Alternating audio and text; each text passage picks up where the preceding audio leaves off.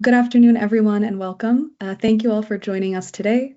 My name is Abigail Goldfarb, and I'm a research assistant with the Migration Policy Institute Europe here in Brussels. It's my pleasure to welcome you all on behalf of our organization to the latest webinar in our series under the Global Strategy for Skills, Migration, and Development project.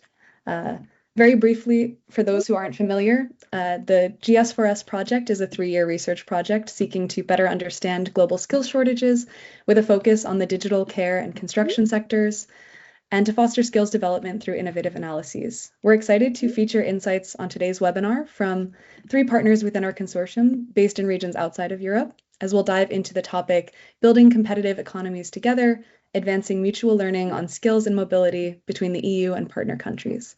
As skills shortages and competitiveness rise higher on the European policy agenda, labor migration and skills partnerships with third countries are increasingly being viewed as important tools for addressing workforce needs in critical sectors, including through EU-level initiatives such as the talent partnerships.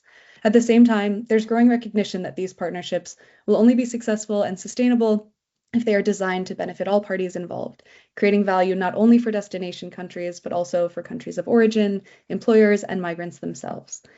Today's webinar explores what the EU can learn from partner countries in efforts across policy domains to tackle skills shortages and how partnerships can be designed to foster mutual development. Drawing on research and insights from 3 focus countries within the GS4S project, Egypt, Nigeria, and Bangladesh, we'll discuss how partner countries are approaching these issues and what lessons these experiences can offer for European policy audiences.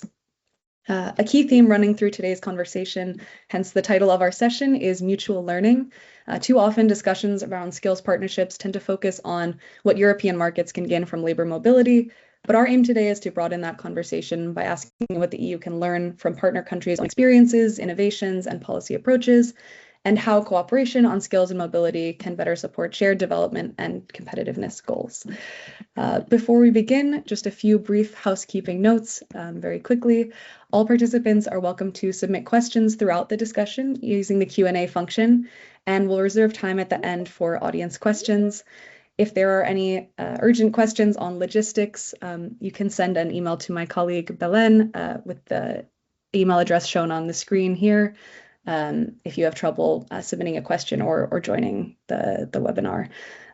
With that, it's my pleasure to introduce our speakers. I'm joined today by Dina Abdel Fattah, Assistant Professor and Chair, the Department of Economics from the American University in Cairo, Òlóba, co-founder of the Nest Innovation Technology Park in Nigeria, and Shakirul Islam, founder and chairperson of OKUP, a grassroots community-based migrant organization in Bangladesh. With that, I'll turn it over to our panelists. To start, I'd like to begin with this idea of mutual learning. Discussions on skills mobility and partnerships in Europe often focus on how partner countries can contribute to European labor markets, but GS4S research suggests there's a great deal that Europe can learn from partner countries' own experiences. So I'll begin with a question for Òlóba. From the Nigerian perspective, what are some lessons that EU countries could learn from partner countries when it comes to promising workforce development initiatives, enhancing labor market participation, or the governance of skills and mobility programs? Oh, thank you very much. Hello, everyone. I'm quite excited to be having this webinar today. The GS4S project and the research it's one that came at a very good time, shortly after COVID, and it's a build on a project in the past that pretty much looked at pushing opportunities to Africa and seeing if there are possibilities of actually filling these roles, especially from European countries. And I'm saying immediately happened after COVID, again, the working from home and the benefit of, pushing jobs to other countries, the reality actually became very prominent. And for learnings, I think it's both ways. And a lot of times, countries like ours or project developers actually look at Europe because, again, a number of funding for projects like this come from Europe. The countries are also interested in a number of African countries to see if there are possibilities to push their jobs or also create programs that can actually benefit the other countries. I think one of the great learnings I feel people can really take from Africa is their very quick low hanging fruits for this.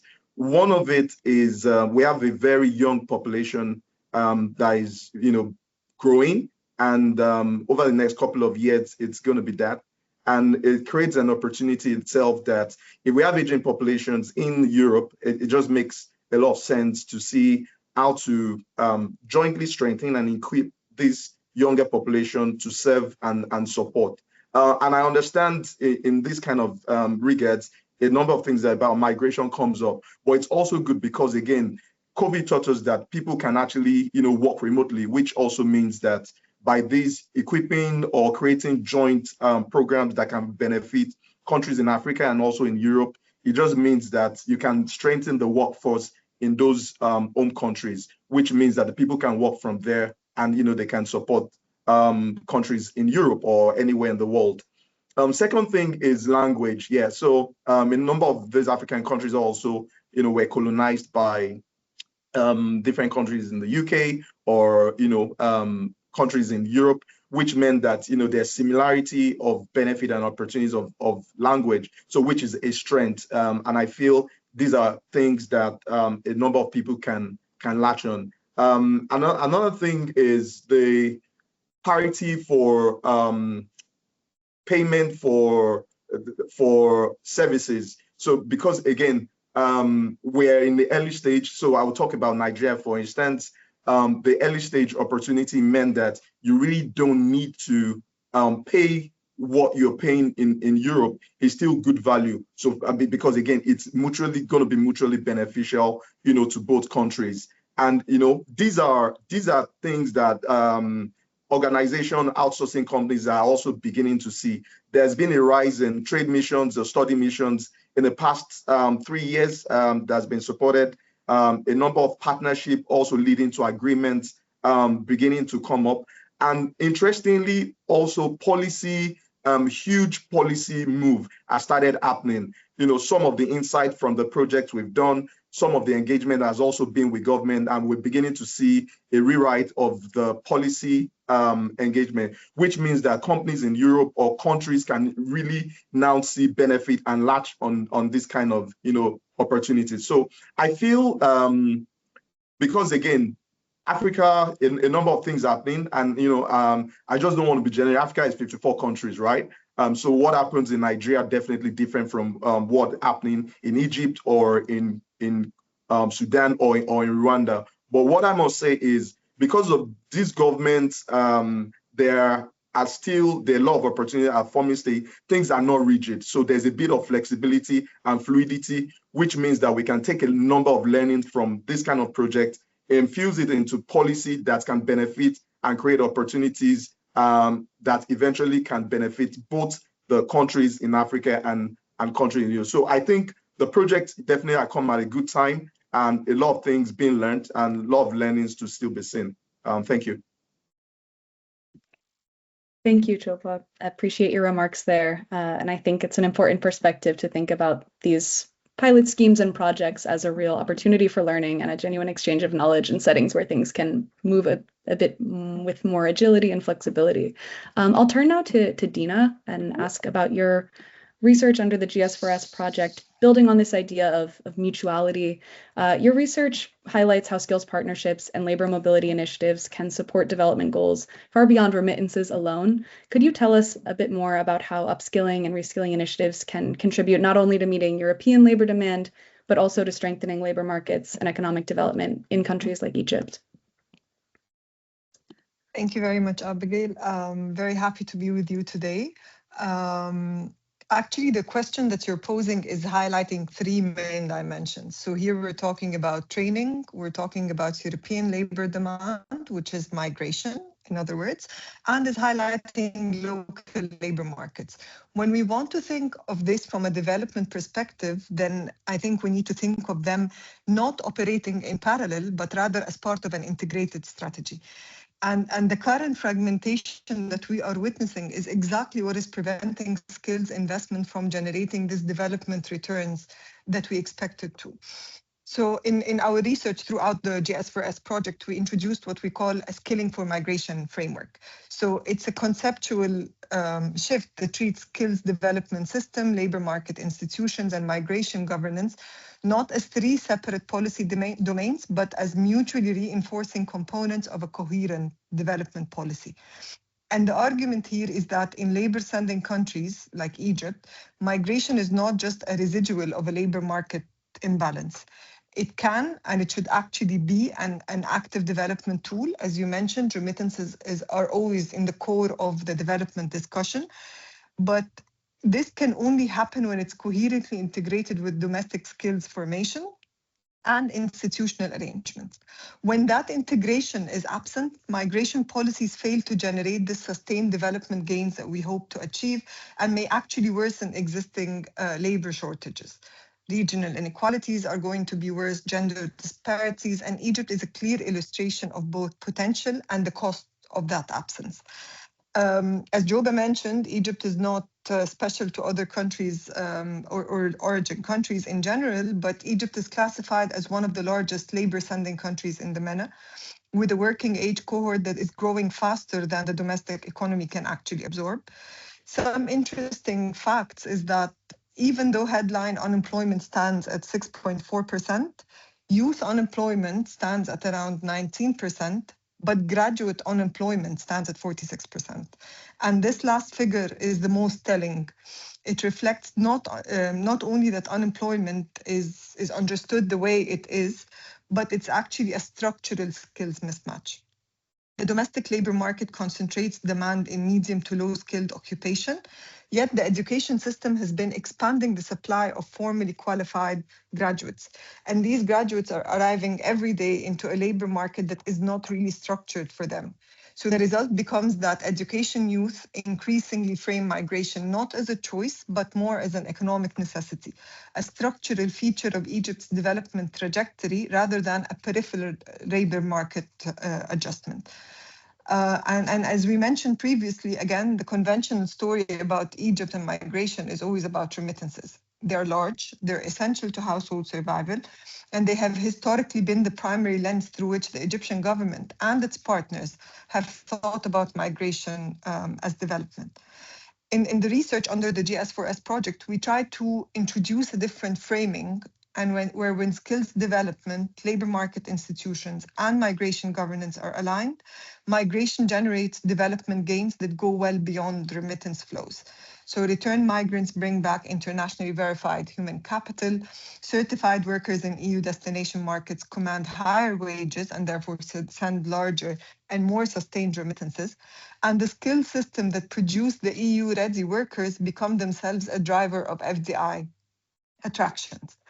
So Egypt has elements of all three components. What it really lacks is the integration between them.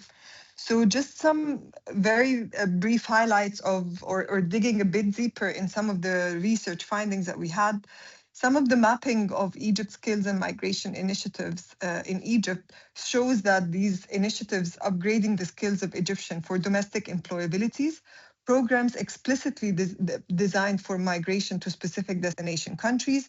We have circular migration schemes, certification and recognition mechanisms, and bilateral agreements. These are all components or the different components of the skilling framework or ecosystem that we are discussing. But what is really striking is how little connection exists between all of these items. So initiative design is in many cases reactive. So it's shaped by external funding priorities and bilateral agreements rather than embedded within a proactive national strategy.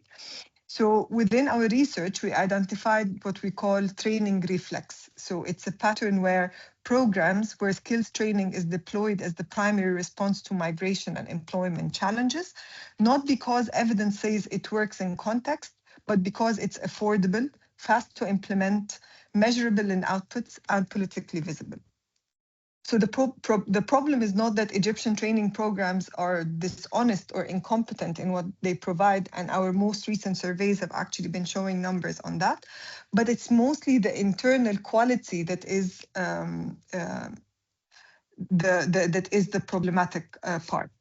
So the failure is really external. The failure is the transition to jobs after completing the trainings. The failure is in acquiring higher income or higher wages post the training.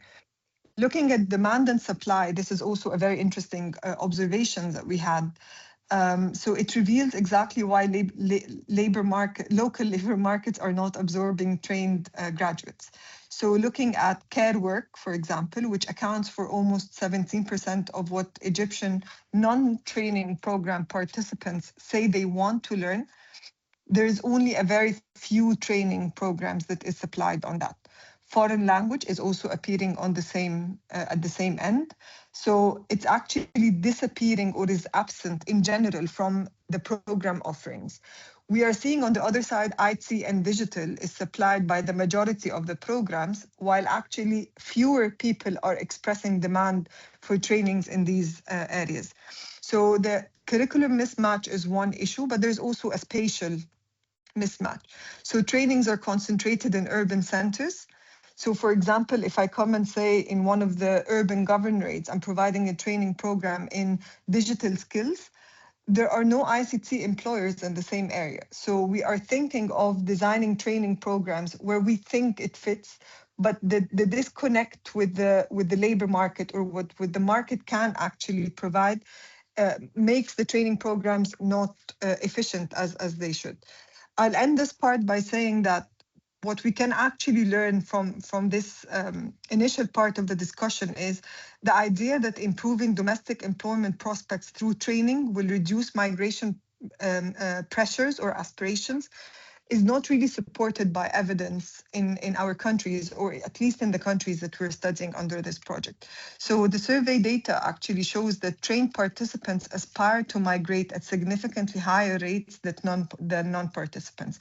What we have observed in a country like Egypt, for example, is that there is an orientation to the destination corridors. So what used to be a migration corridor to the Gulf is now reorienting to Europe among trained and highly educated ones. This has a direct implication, in my opinion, for the EU talent partnership in Egypt. So the EU has a ready pipeline of aspirationally Europe-oriented trained Egyptians. What is really missing is the architecture to convert that aspiration into legal and regular mobility. So looking at language preparation, international portable certification, employer matching infrastructure, these are exactly the gaps that talent partnerships and the EU talent pool can actually solve. So I'll stop here and maybe we can carry on with the discussions later on. Wonderful. Thank you so much, Dina, for that very rich answer. I think you touched on a lot of key themes that have emerged throughout the GS4S project, certainly on policy coherence across these interconnected domains and addressing skills shortages. And I think there's a lot we'll circle back on in the discussion. But for now, turning now to Shakirul, I wanted to ask a bit more about how these ideas translate into practical cooperation and bottlenecks that have emerged. Bangladesh is a country that has been a high priority for a number of European countries and the EU, signing a number of labor mobility, memoranda of understanding, and agreements with European countries in recent years. From your perspective, I wanted to ask about what some of the main implementation challenges have been in translating these agreements into effective and sustainable labor pathways. Thank you, Abigail, and it's my pleasure to be part of this important webinar and bring our, grassroots perspective in this discourse. Yeah, you were right that yes, Bangladesh actually has signed several MOU, memorandum of understanding and agreement with a number of countries in EU. And this is because that Bangladesh is really looking for labor markets in different countries to employ its, growing labors every year is around 2.2 million.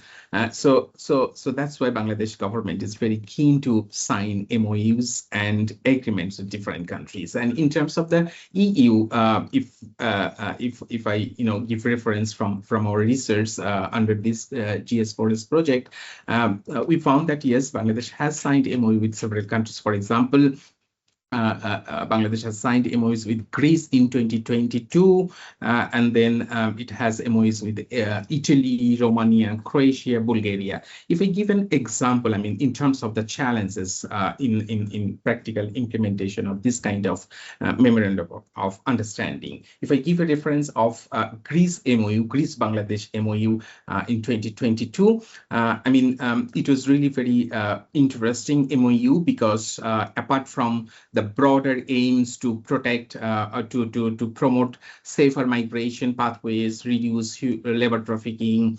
migrant smuggling, it had two specific options. One was like regularization of already irregular migrant workers who lived in Greece. It was like 15,000 Bangladeshi irregular workers were supposed to be regularized under this MOU, and there was also another option to recruit new workers. It was like 4,000 new workers per year.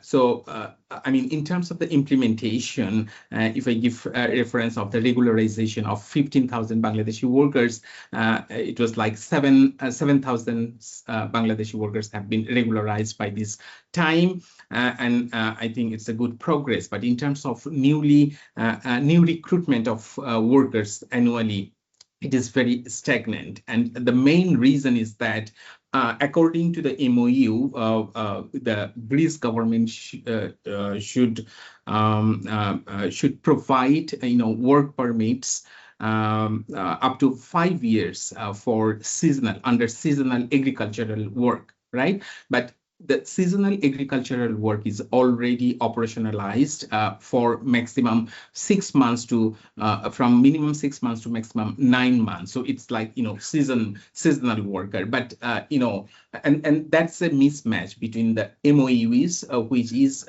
allowing 5 years temporary work permits for workers, but on the other hand, the operationalization of these seasonal work is structured for 6 to 9 months. So that's a big challenge. I mean, and that's why, the new recruitment has been stagnant and between these two corridors. The other major challenges like, limited consular capacity at both the government ends, like, at Greece, Greek end, and also at Bangladesh end. There are also challenges like slow visa processing and bureaucratic delays, lack of skill mismatching, particularly mismatching mechanisms, particularly, I mean, what kind of labors actually Greece needed? On the other hand, what kind of skills they need? On the other hand, what kind of skills the organizations, the training institutes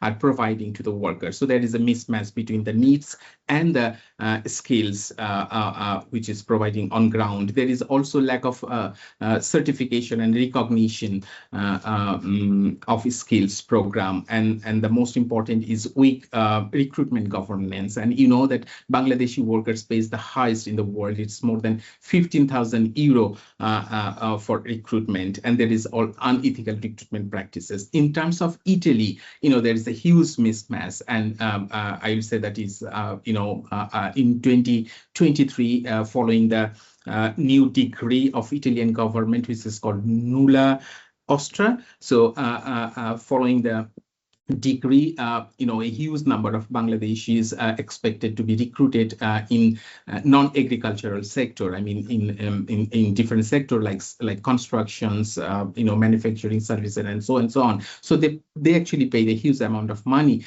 to the employers to get work employment. But the Italian government actually identified that most of the work permits are fake, and that's why they stopped, providing, visas to recruit Bangladeshi workers, and there is a huge mess. I mean, most of the people actually who paid more than 15,000 euros didn't get any amount from the middleman and sub-agents who were engaged in this process. And following, apart from that, Bangladesh government actually, it's not government, it was like an MOU on political consultations between the foreign ministers of both countries. But last year in May, the Bangladesh government and Italian government has signed a new MOU for the first time on migration and mobility. And I will say that, yes, this migration and mobility is a broader framework agreement and focused on promoting legal migration, address labor shortage in Italy, combating human trafficking and migrant smuggling, migration governance, and skill enhancement. So these are the 5 key areas that the framework agreement has mentioned. And Bangladesh government actually negotiated to send workers not only in agricultural sector, but also construction sector, hospitality, tourism, shipbuilding, and so on. But the major, barrier is like, this is a framework agreement. This is not a concrete implementation protocol, and that's why there is lack of conditions. For example, how many workers will be recruited annually, what would be the skills recognition mechanism, and what would be the ethical recruitment standards. So there are many questions actually in implementation of this kind of MOU. And the MOUs with Romania, Croatia, it's the same. I mean, Romania actually signed MOU before COVID, but the main challenge is retention of workers is very high in case of Romania. And this is because high recruitment costs and very short-term recruitment, particularly the circular recruitment. So circular recruitment means that the migrant workers have to go for a certain time and they return back, right? And they can go again. But if the migration cost is very high, it's very difficult for them to recover such high cost over only a short period of time. And that's why they run away from the companies. And that's a huge issue actually in Bangladesh context. In terms of Croatia, it's same. I mean, in 2024, right? Yes, the Croatian government issued more than 12,000 permits for Bangladeshi workers, and 8,000 migrants did not arrive in Croatia, and only 50% of the rest they actually continue working in Croatia. So that's a huge concern for the Croatian government. But main challenge, I will say that the main challenge is the recruitment governance in case of Bangladesh, and also the other other issues, for example, limited consular capacity, because most of the cases the workers' visa are issued from the embassy, which is not based in Bangladesh. So that's why it takes a huge time to process the visa and other documents. So yeah, I mean, from our experiences, particularly from the research, is that there are many, obstacles and challenges in implementation, because most of the cases, the MOUs and agreements, they are, framed from broader perspective, and there is no specific articulation how to implement this kind of, options or, points that they actually mentioned in the agreement. So from that perspective, I will say that it's really important to understand the ground reality, particularly in the context of Bangladesh, how the migration is being governed by the government, what are the challenges in recruitment processes, and how we can actually improve or enhance skills of targeted migrants to meet the labor demand in the destination country. That's really important. I mean, to look from the ground perspective. So I think I should stop here for the second round. Yeah. No, thank you so much, Shakirul. I appreciate you sharing those insights. I think, as you mentioned, it's incredibly important to move beyond, policies on paper and these broader framework agreements, and understanding what the implementation is looking like on the ground and where the gaps are. Certainly, consular capacity and visa processing is something that's come up across our work, and I know is a big priority. for instance, through the EU visa strategy released earlier this year. So I think it's important to continue to monitor how these policies are operating in practice and the bottlenecks that are emerging on the ground. But with that, we'll turn to our second round of questions for the panel. And I'll encourage again any participants to feel free to submit questions in the Q&A, and we'll make sure to save some time before the hour is up for any audience questions. But I'll turn back to Dina now to dive back into some of the insights you shared and your research under the GS4S project. One key issue that I wanted to touch on is inclusivity in skilling programs, particularly for marginalized groups, for women, older workers, or rural populations. You already mentioned different needs and different employment rates of different populations within Egypt, for instance, but wanted to ask about some of the key barriers you've identified in your research and some things that should maybe be kept in mind in future programmings to ensure they're designed to promote greater inclusion across different subpopulations. Thank you, Abigail, because this is a very important question. We sometimes think that we're designing programs that are inclusive enough, but actually digging deeper into responses. And in my opinion, this is one of the key issues, that we don't have enough impact assessment of many of the programs or initiatives that are implemented, so we can really understand the root causes or the challenges or the barriers that we're facing. So with this, I'll start by sharing two main sources of exclusion that our research has actually identified. The first is access, so people who cannot get into the training system at all. And the other one is returns, so people who access the training but do not receive equivalent economic returns from it.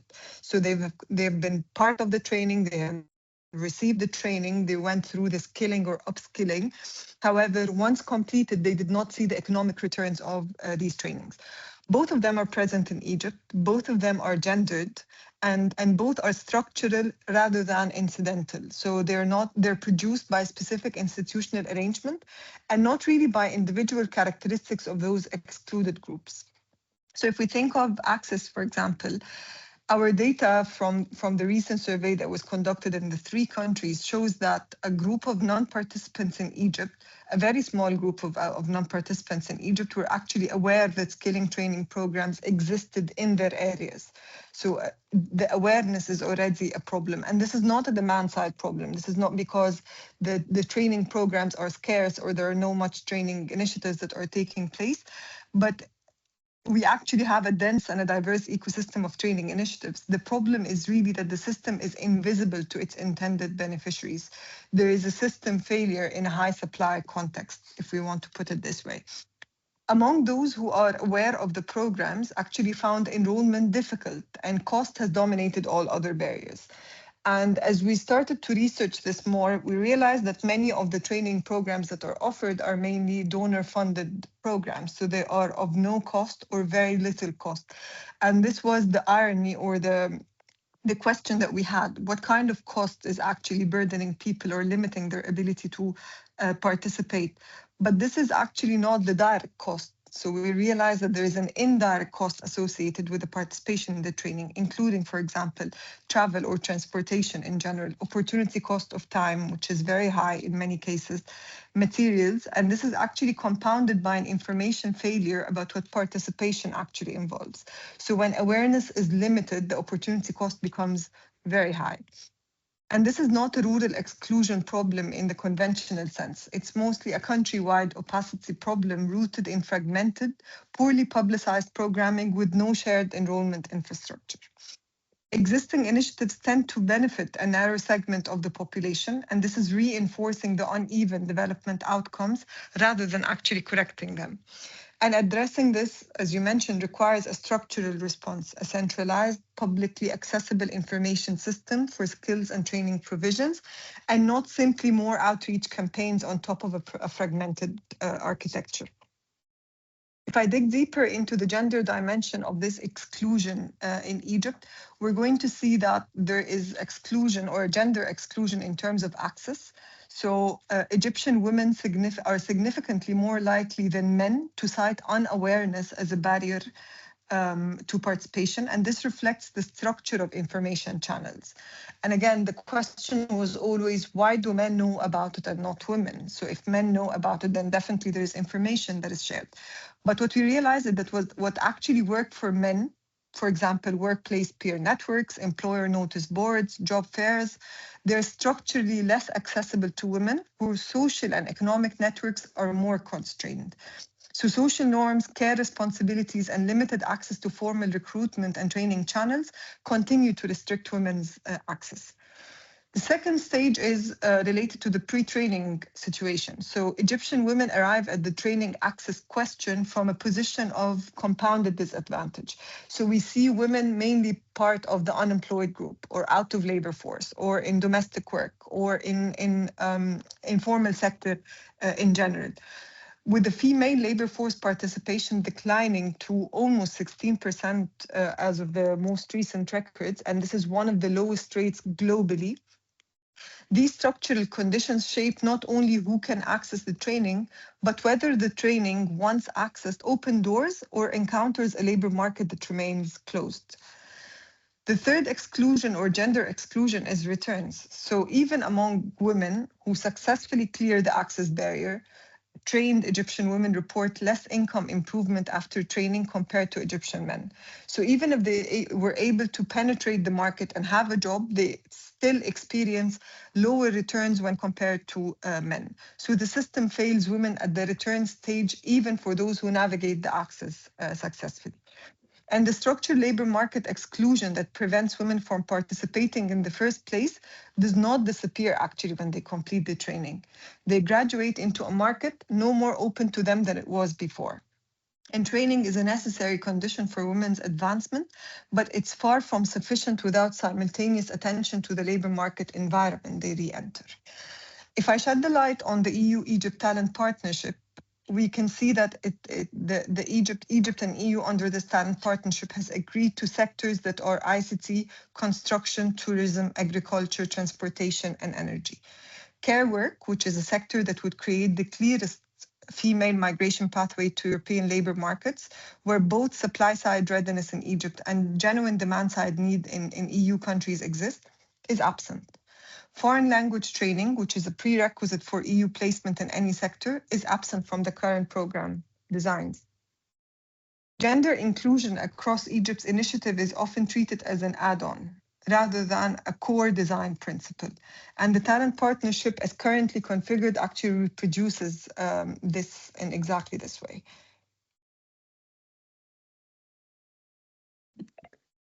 Thank you, Dina. I very much appreciate that rich answer, and I think you touched on a lot of key points there that hopefully we can continue to touch on in the discussion and in the Q&A. But before opening up to audience conversation questions, I'll pass it back to Shakirul with another question. Shakirul, your research under the GS4S project points to a persistent gap between existing skill levels and evolving labor market needs, both domestically and internationally. And I wanted to ask a bit more about how training and upskilling systems can better anticipate changing labor market demands and what role international partnerships can play in making these initiatives more effective. Thank you. I mean, what I say that, Bangladesh has a huge number of youth, and Bangladesh has a very nice policy. For example, Bangladesh National Skill Development Policy, which was actually adopted in 2011. And then the government took a number of initiatives to implement the policy. And I will say that, yes, the projects, funded by different donor organizations were not, successful, and because most of the cases the government didn't able to engage industry in this process. There was.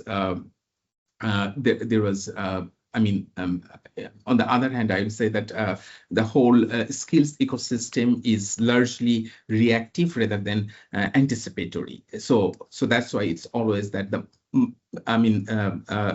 technical training centers are not able to provide the market-driven skills to the workers. This is most important aspect from our research. It is always backdated, and and the process to improve the curricula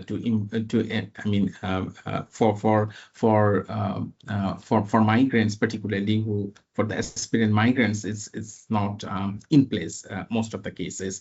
And I also agree with Dina what she said, that access to training is really important. I mean, in Bangladesh, there are more than 100 technical training centers, but it is not in a geographical area where people can, or the participants can come easily and participate in the training. Most of the cases they have to travel to cities or nearby towns to participate in this kind of training, and which is really difficult for them. On the other hand, what Dina said, I totally agree that most of the cases the participants, they don't see that there is an economic return from this training, because there is no guarantee that after completing the training course they will get employment at locally in Bangladesh and also abroad. So that's a mismatch actually. I mean, and that's why the youth people, they are not encouraged to participate in this kind of a skills training, because they don't see any hope to get any job after that. On the other hand, I would say that yes, the Bangladesh government has very nice national action plan from 2022 to 27. It has very clear goal and objectives to strengthen TVET institutions, technical vocational training institution, improving quality assurance, expanding apprenticeship, enhancing industry participation. But all are on paper. Most of the cases, the implementation of this action plan is really difficult, and it is because there are manifested interest, there are political priorities, and there is also a lack of industrial participation in this kind of process. So I will say that it's really important. I mean, it's very often people, the stakeholders, they blame the young people or the migrants that they are not interested to participate in the training. But I will say that the training facilities are not accessible for the young people, because they are not located in a place where they can access easily, or there is no accommodation facilities, there are no other facilities so that they can actually participate and complete the training course. On the other hand, the training curricula, they're off-dated, I would say, and that's why even if they actually learn the academic things, there is no practical uses of this kind of curricula. So that's a huge problem, and that's why it's really important to look at the skill partnership, I will say, with the destination country, so that those destination country should come with their labor demand, with all kind of facilities, particularly the job-related training curricula, and also other facilities, so that the people are interested to participate in. And I'll stop here. Thank you. Thank you so much for sharing, Shakirul. And now a final question, turning back to Joba. Given some of what he mentioned in his first response, I wanted to turn back to this idea of new modalities for work through remote work and nearshoring partnerships. I think there's been growing discussion in Europe about these types of models, where a company can move certain business operations to a nearby or faraway country, and alternative models for organizing global labor and production through remote work. How do you see countries like Nigeria positioning themselves within these emerging trends, and what opportunities as well as risks do they create for partnerships with the EU? Thank you. I was muted. Yeah. So the government of Nigeria is looking at these from 3 points. One, from the demand side, second, from the supply side, and enabling environment, making sure there's ease of business, and more parties are interested in going that route. On the demand side, I think one of the things inside from the research is the fact that we believe that the workforce or the talents are good enough for what needs to be done. But the discovery is that there's a bit of mismatch, which means that, and I think it was Dina that actually alluded to that, there's a need for that if there's going to be nearshoring or offshoring, that opportunity to situate your site right there in Africa so that they can use that as a training mode to upskill and reskill so that actually we can serve that market. And deliberately government has started engagement in that regard, which is, it was also on the back door of the EU-Nigeria deal. There was a recent agreement signed to support digital skills and also within the green economy, and that was signed in March. And it just still makes sense because, again, if there's investments, if there's partnership, if there's collaboration between both continents, it just also should follow. If we're going to train, then it should be people that meet the demand of these countries.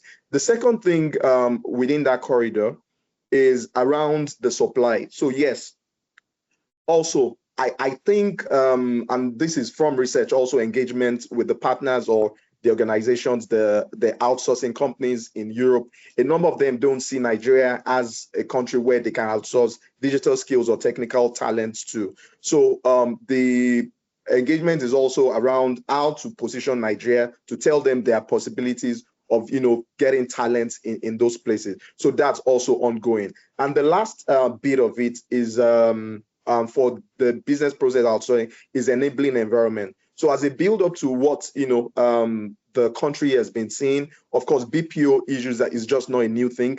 Nigeria has been on it since around 2007. But again, there's a new interest because, again, digital skills with artificial intelligence spike, and also young population growing, and also internet penetration increasing. It just makes sense that initiatives and policies must be put in place. So, for instance, we have the National Talent Export Program that's been initiated by government, which is an initiative to export Nigeria talent and create 50,000 jobs, which potentially can attract $1.2 billion to the economy. Those are the opportunities. I will talk about the risk after. Then there's the Digital Nigeria program, which also by a similar ministry, which is around the investment. This targeted at providing digital skills training and certification to Nigerians that can also now meet demands of people in Europe. SAP also was part of a delegation, which is if there are certifications to be done, how do we create certifications that are acceptable in destination countries, but at the same time, people are training within that area. There's the Nigeria National Outsourcing Strategy 2023 to 2027, which means that as a country, we're looking at it as is an opportunity area. So this is by NIDA, which aims to position Nigeria as a preferred outsourcing, destination. Then lastly on that area is the pioneer status incentives for BPOs. So if you are a BPO and set it up in Nigeria, there are incentives, rebates given to the people. And also now a new policy coming out, which says if you are supporting the talent export programs, then you can, there's tax, get tax incentives in that area. One of the major risk and concern is around brain drain. But again, we feel that it's really going to be a brain gain at the end of the day. When mass training happens and we're upskilling people on a larger scale, it just means that the quality goes up generally. I have power. The quality goes up, generally, which means that not every one of them is able to travel, but cross-border is beneficial to the country and the destination country. So I feel that there's going to be a surge in it, investment-wise, not just for Nigeria, but again, because of the investment in digital skills, there's new interest and there are new entrants coming into the country to invest in the sector. Yeah, thank you. Great. Thank you so much, Òlóba, and to all of our panelists for sharing all of these rich insights from three very different, but I think very important and high priority partner countries within the EU's perspective on developing further labor mobility corridors and skills partnerships. With that, I'd like to transition to a Q&A for the remaining time that we have up until the end of the hour. So another reminder to any participants to drop in the chat or in the Q&A function within Teams any questions that you have top of mind. To start right off the bat, though, I wanted to ask one quick follow-up question to Dina, because I know that a couple different presentations across the panel today mentioned awareness and accessibility of programs. You mentioned awareness as a key bottleneck, and skilling programs, it's been a key issue in getting uptake from some target populations. Was curious to know, how can this be improved? And are there any initiatives you've come across in your research that have been successful in building awareness and outreach to target groups as programs in the future are designed? Thank you for this very important question, because yes, we've identified awareness as one of the key issues, and the question is, are any measures actually currently being taken in that regard? So we're seeing awareness still primarily focused on those who are already enrolled in activities, skilling activities in general. So it's more of building or scaffolding skills more than part or more than enrollment in new initiatives or in new programs. Other ways to actually raise awareness among people is to classify who exactly are you targeting. So what is the target group? And once the target group is identified, this is how you start to think of what is the proper mechanism to actually reach those people. So if women is a target for, so let me give just an example of a training program that was specifically designed for women in a job or in an industry that is female oriented, and it was targeting women in rural areas. They tried to make the cost of the training very low. The location of it is near where women are and everything, and still the participation of women was low. So here we're addressing the awareness, so women were aware of the training program, but digging deeper into why women were not really taking part in these initiatives was related to the care responsibilities of women and the timing of the training. So it's a training that is designed for women, but they realized that the starting and ending time of the training was overlapping with school drop-offs and school pickup times. So women were not able to drop off their kids and go to the training and then make sure that they finish by the time they are done so that they can take them home and cook lunch and so on. So ignoring the care responsibilities or the household responsibilities of women in a culture or in a society where most of these responsibilities are falling on the women is actually a design problem in that.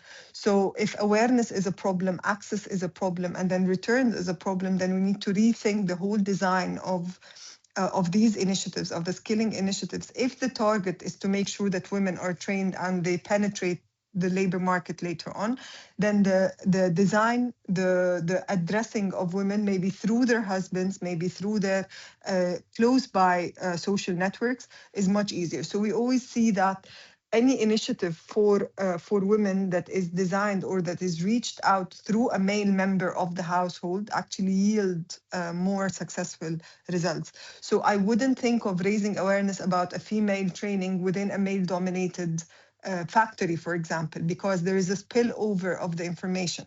So the husband is going to hear about this training program, he'll go home and he's going to tell his wife about it, or a father telling his daughter, and so on.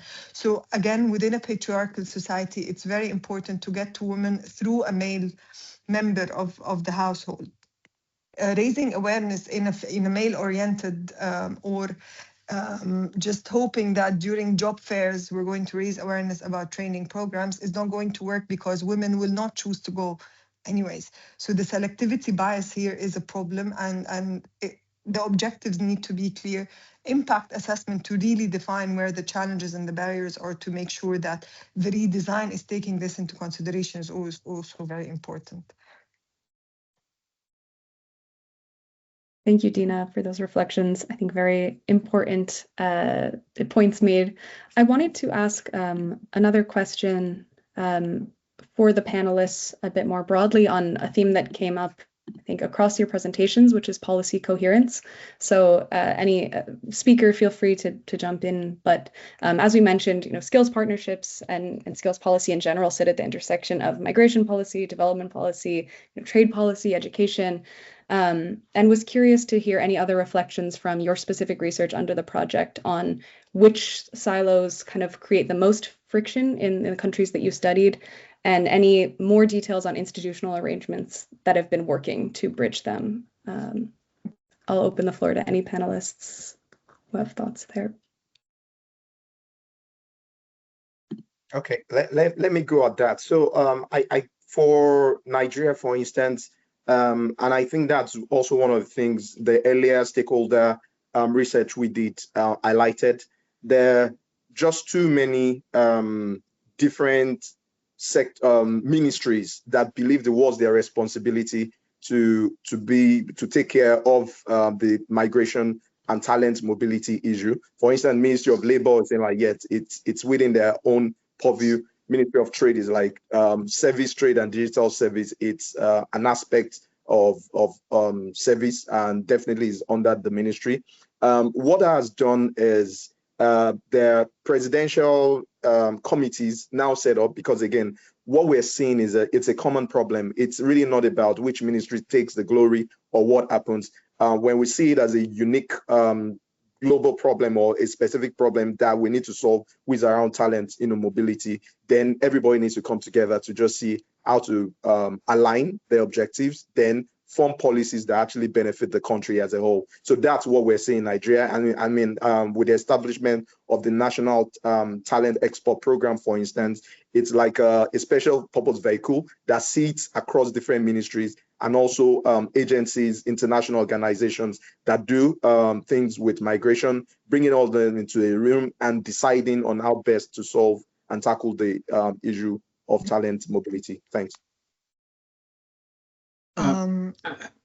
Abigail, I just want to add with Joba, I mean, in terms of, I mean, this issue, I strongly believe that, it's not only the government ministries and relevant departments, it is also important in the case of, labor mobility. I think it's important to engage the organizations working on labor mobility issues. They are grounded in the community, so they have better linkage with the young people and the community people to identify, right? So I always feel that this is a gap in the whole ecosystem, because most of the cases we are prioritizing private institutes or government training institutes, the ministries, and so on. But the organizations who have very close connection with the community, they're left out. And that's why, most of the cases it's difficult to find the right person for the training, and that is always a gap. So I think that it's really important to think how we can engage all the whole ecosystem should include grassroots organizations to get supply the aspirant talents. Thank you very much, Shakirul. And just to jump in quickly before I'll turn it back to Dina so you can have the last word as well. But since we're at the hour, I wanted to respond to one question in the chat on whether MPI will be publishing a report on the programs and challenges discussed in this webinar. Just to clarify, MPI Europe will be releasing a final report for the GS4S project, as well as a policy decision-making tool that maps out kind of the different menu of policy options for targeting skills shortages. But as far as the specific research that has been mentioned by speakers, Dina, perhaps in your final response, you can share any updates on upcoming publications within the GS4S project, and we'll pull up a final slide with where you can find those. Sure, thank you. I'll just reflect on the last point on the policy coherence part, and then I'll reflect on the previous publications and the upcoming ones. So on the policy coherence, when it comes to Egypt, it has always been a point that we discuss in multiple occasions that the government is actually not defining a clear strategy that brings together skilling or education in general with the labor market and migration. So we have been seeing the Ministry of Migration moving from one ministry to the other, so working with the Ministry of Manpower at some point.